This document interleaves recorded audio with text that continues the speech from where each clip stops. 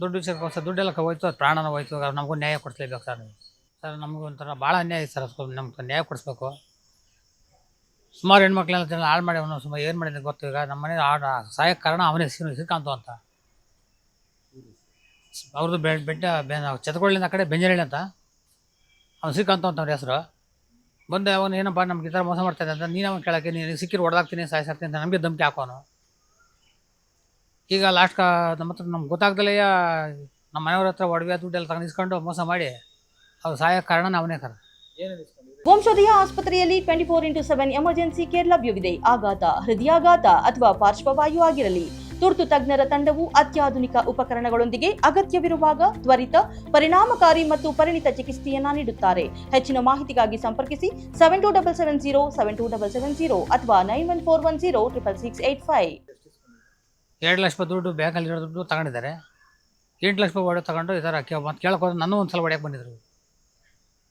ನಾನು 2-3 ಸಲ ಹೋಗಿ ಮತ್ತೆ ಕೇಳಿದಾಗ ನೀನು ಕೈ ತೆಗಿತೀನಿ ಕಾಲು ತೆಗಿತೀನಿ ಮತ್ತೆ ಮನೆ ತಗ ಬಂದು ಸಾಯಿಸ್ಬಿಡ್ತೀನಿ ಅಂತೇಳಿ ಜೋರು ಮಾಡೋರು, ಗಲಾಟೆ ಮಾಡೋರು. ಸರಿ ಅವ್ರ ಅಪ್ಪ ಕೇಳಿದಾಗ ಅವ್ರ ಅಪ್ಪ ಆಯ್ತಪ್ಪ ಸಮಾಧಾನ ಗಿರಿ ಕೊಡಿಸ್ತೀನಿ ಅಂತ ಹೇಳ್ತಾಯಿದ್ರು. ಮತ್ತು ಅವ್ರ ಅಪ್ಪನೂ ರೀಸೆಂಟಾಗಿ ತಿರ್ಕೊಂಡ. ಇವ್ನು ಕೇಳೋಕ್ಕಾರ ನಮ್ಮಪ್ಪನೇ ಸೋದರು ನಾನೇ ರಾಜ ನಾನೇ ಮಂತ್ರಿ, ನೀನು ಯಾರನ್ನ ಕೇಳೋರು ಅಂತಂದ್ಬಿಟ್ಟು ಅವ್ನು ಸುಮಾರು ಹೆಣ್ಮಕ್ಳೆಲ್ಲ ಈ ಥರ ಹಾಳು ಮಾಡಿದ್ದಾನೆ. ಅವ್ರ ಬಗ್ಗೆ ಇನ್ನೂ ಕಂಪ್ಲೇಂಟು ಮೊದಲು ಕೊಟ್ಟಿದ್ರು, ಕಂಪ್ಲೇಂಟ್ ಆಗಿದ್ದಾವೆ. ಈಗ ಮತ್ತೆ ತಿರುಗಿ ನಮಗೂ ಈ ಥರ ಅನ್ಯಾಯ ಮಾಡಿದ್ದಾನೆ. ಪರಿಚಯ ಇಲ್ಲ ಸರ್, ಅವರು ಪರಿಚಯ ಇಲ್ಲ. ನೋಡಿ ಹೆಂಗಸರನ್ನೆಲ್ಲ ಮೋಡಿ ಮಾಡೋದು, ಮೋಸ ಮಾಡೋದು, ಬ್ಲ್ಯಾಕ್ ಮೇಲ್ ಮಾಡೋದು ಎಲ್ಲ ಮಾಡೋದು ಕಲ್ಕೊಂಡ ಅಂತ ಕೇಳಿ ನಮ್ಮ ಕೇಳಿವನು. ಇಲ್ಲ ಸರ್, ನಮ್ಗೇನಾದ್ರು ಬಡ್ಡಿ ಆಸೆ ತೋರಿಸಿಲ್ಲ. ನಾವು ಬಡ್ಡಿ ಕೊಡೋರು ಅಲ್ಲ, ನಾವು ಕೂಲಿ ಕೆಲಸ ಮಾಡೋದು. ಅವರು ಅದೇ ಈಗ ಹೆಂಗಸರಲ್ಲಿ ಬ್ಲ್ಯಾಕ್ ಮೇಲ್ ಮಾಡೋದು, ಮೋಸ ಮಾಡೋದು, ಅದೇನೋ ಬೋರ್ ಕೆಲಸ ಏನೋ ಮೋಟರ್ ತೆಗೆಯೋಕೆ ಹೋಗ್ತೈತೆ ಹೇಳೋದು, ಅಷ್ಟೈತೆ ಇಷ್ಟೈತೆ ಅಂತೇಳಿ ಹೆಣ್ಮಕ್ಳೆಲ್ಲ ಬ್ಲ್ಯಾಕ್ ಮೇಲ್ ಮಾಡಿ ಮೋಸ ಮಾಡಿ ಅವ್ರನ್ನೆಲ್ಲ ಹಾಳು ಮಾಡೋಕ್ಕೆ ಪ್ಲಾನ್ ಮಾಡೋದು, ಜನ ಹೆಂಗಸನ್ನೆಲ್ಲ ಹಾಳು ಮಾಡೋದು. ಅವರು ಅದೇ ಕೆಲಸ ಅವ್ರ ವೃತ್ತಿ ಅವ್ರದ್ದು.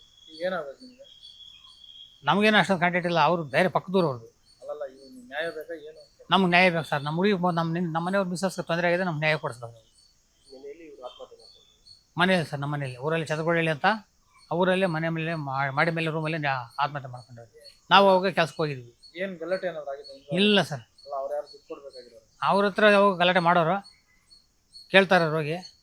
ಅವ್ರು ಒಂದು 2-3 ಸಲ ಕೇಳಿದ್ರೆ ಕೊಟ್ಟಿಲ್ಲ, ಒಂದು 2-3 ಸಲ ಹೊಡೆದು ವಾಪಸ್ ಕಳಿಸಿದ್ದಾರೆ. ಅದ್ರ ಬಗ್ಗೆ ನಾವು ಬಂದು ಇಲ್ಲಿ ಹಾಸ್ಪಿಟ್ಲ್ ಅಡ್ಮಿಟ್ ಮಾಡಿದ್ದೀವಿ. ನಾವು 1.5 ವರ್ಷದಿಂದ ಸರ್ ಹಾಂ ಮಾಡಿದ್ರು ಸರ್.